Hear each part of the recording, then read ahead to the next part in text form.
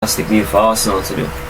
And the depth, especially in this title run, they're gonna be doing Europa League. It's wonderful. It's just wonderful. Yeah, it's really, honestly, is a really good signing in my opinion. It's one that is a low risk, high reward in my opinion. Low risk in the sense that if he doesn't really play well, you can always sell him back or resell him for a fraction of that fee, and it's still not a lot of money considering shirt sales probably will match that anyways. But it's also a good thing if he does well, because obviously if he does well his value skyrockets. And you're in a champion, you're in a title charge right now. The best thing that you can do is sign players that are proven and not just panic buy. The best thing that you can do is get personnel that makes sense, and this, as I've said before, it's one of the deals that makes sense so far in the transfer window. But moving on from Leandro Trossard to Spain to a certain Daniel Alves, I didn't really want to bring this up, all things considered, because of the whole controversy around it. But he has been arrested in Spain on a sexual harassment charge allegations. I don't really know how to feel or think about this. But do you think that this will impact his career, his legacy? If he is proven guilty, that is. Yeah, in this world nowadays, it's innocent until proven guilty. Sexual assault charge for Daniel. I think, when did they say the assault happened? 2018. I'm trying to go back in my Dani Alves catalogue to see if he was still in Barca in 2018 or he already moved to Juventus or he was in PSG. But just wanted to get a good time frame of where he was. If it does prove to be true and he is found guilty, will it tarnish his legacy? I mean, I think it will be like water under the bridge, because normally with these cases it's a fine or something like that, a suspended sentence. I mean, we see what Thomas Partey is playing and we know what he did. He's not even denying it. It just happened in another country, so he can't be convicted. Yeah, I don't think this will tarnish his legacy. He's been through a lot over his career, and a lot of controversial things he's already done. That has not tarnished him. I don't think this will end up being a big dent on his career, but I keep saying if it hasn't happened in the same year, you've got to report it immediately. It makes no sense to hold it for years.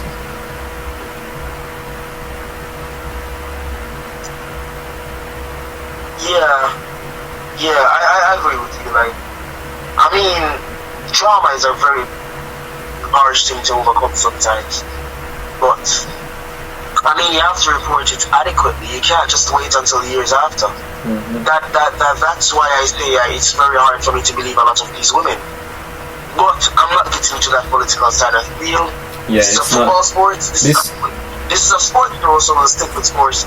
Moving on from that, arguably one of the deals of the window, Pablo Sarabia, the Spanish international formerly of Paris Saint-Germain in France, has made the move to Wolves in England, in the Premier League. What do you make of this? I think it's a really good move for the player, for the club.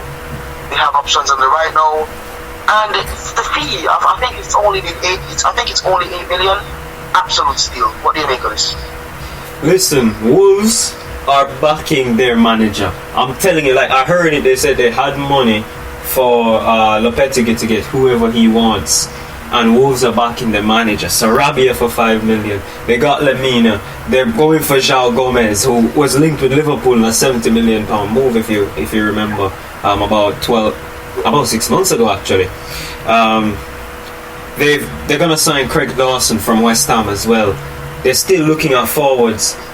They're backing their manager, right? And if Wolves can, I said this before the season started, I had Wolves in a relegation fight, not because they're not good enough, because I don't know where they would get their goals from, and that's the main issue with them now. If any of those midfielders, or even a Mateus Nunes, can contribute with goals, Wolves are out of this relegation scrap, and they're pushing Liverpool and Chelsea. Yeah, I honestly believe so too, and I honestly believe so too. It's a real good signing, and from a good deal to an absolutely atrocious one, in my opinion, we moved to Catalonia, to FC Barcelona.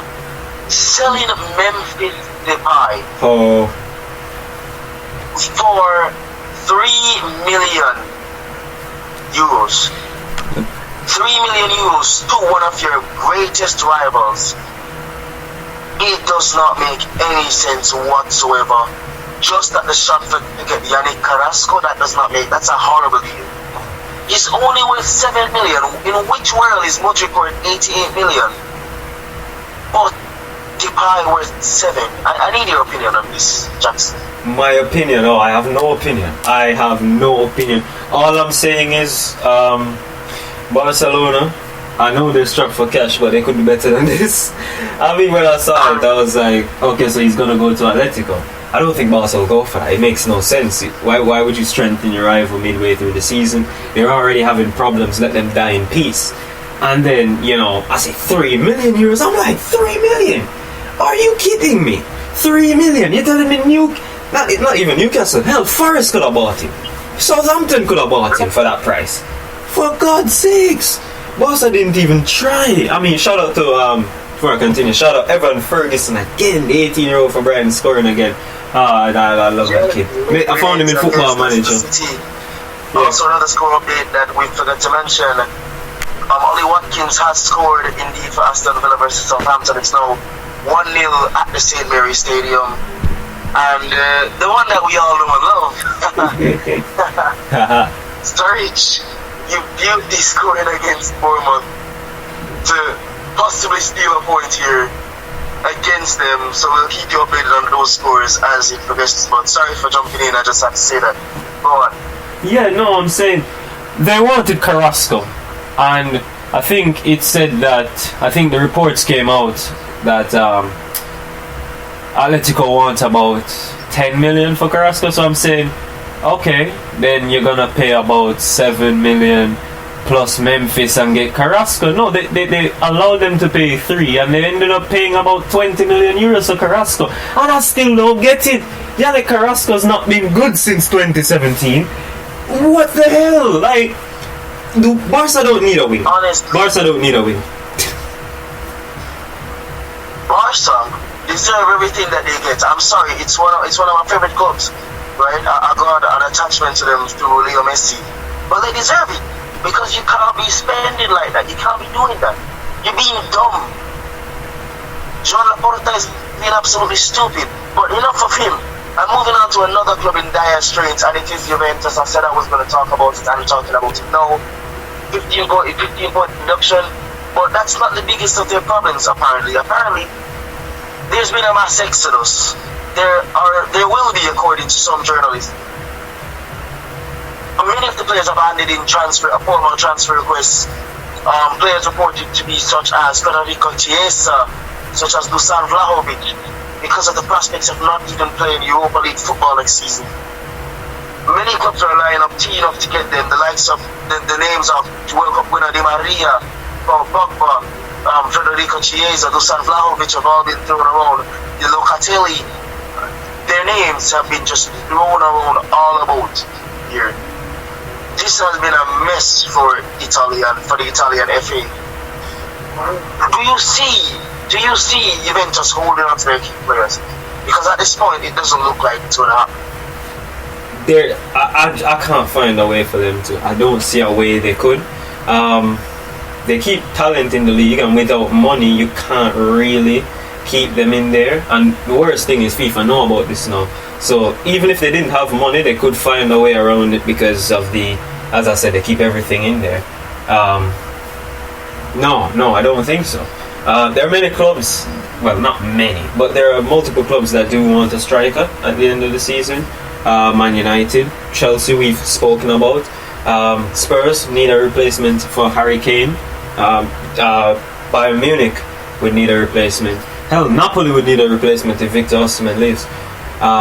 Chiesa, he is well sought after. He's a very durable winger, so you can play him anywhere on the side, left or right. Locatelli, holding midfielder. There are many teams with aging holding midfielders who would have this youngster just, develop in behind. I don't think Juve can hold on to them any much longer. I mean, I was keeping track of Juventus, and when Vlahovic scored, I said I can't wait for Juventus to be in some sort of issues where they either miss out on the Champions League or whatever, and he has to leave. And then I heard about the Agnelli thing, and I'm like, yes. I understand what you're saying. Brief score update here. Leicester Brighton have ended 2-2. Similarly, Bournemouth and Forest have drawn 1-1. 2-0 to West Ham over Everton. So Everton's plans continue. But yes, moving on to the next topic.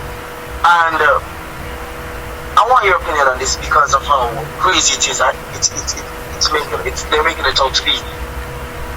The Premier League has the Premiership has apparently spent over £380 million on players. Are you sure that's not just Chelsea? Yeah, most of that is just Chelsea, but you know, you're saying the Premier League. The rest of Europe's combined leagues have spent a grand total of about 50 million. So a lot of people are claiming that the Premier League is ruining football in the sense that it's spending money. What do they expect them to do? You have to spend money to get money. They're not do investment class. Right. Some people have been skipping class, Jackson, apparently. Listen, no one was saying anybody was ruining football when PSG bought Neymar and Mbappe in the same summer and spent 400 million. No one said anything. Right? Nobody said anything. The Premier League, the players, the teams have realized that there would be a World Cup mid-season. That they have a lot of players, most of the teams, going to the World Cup, and they're coming back fatigue. It's a truncated season, and not like other leagues, but there are 4 competitions in England, right? You have the Carabao Cup and the FA Cup as domestic trophies, so those are stuffed into your, especially teams that play in Europe. They're playing 3-4 games every 10-12 days, right? That's what they have to deal with. So they have to go out, the Premier League teams, and say, okay, I need this guy, I need this guy, I need this guy. The investment is going to come very heavily now, especially since the World Cup has gone and the teams have been paid out by FIFA for their players performing. It's not my fault, and I'm going to say it. It's not my fault y'all are broke, right? It's not my fault. You guys buy players on the cheap, and then the Premier League buys them big. I mean, come on. That's what always happens, man. Look at Anthony. Ajax bought him for what? About 6 million from Sao Paulo, and it's 100 million sends him over to Man United. That's not our fault. Honestly. But moving on to the last topic of today, and we may see curtains for 2 of the greatest players in history playing together for the last time.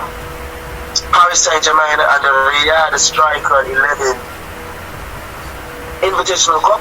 Amazing idea. I personally love the concept. I think that it should continue. Love it. The match ended 5-4.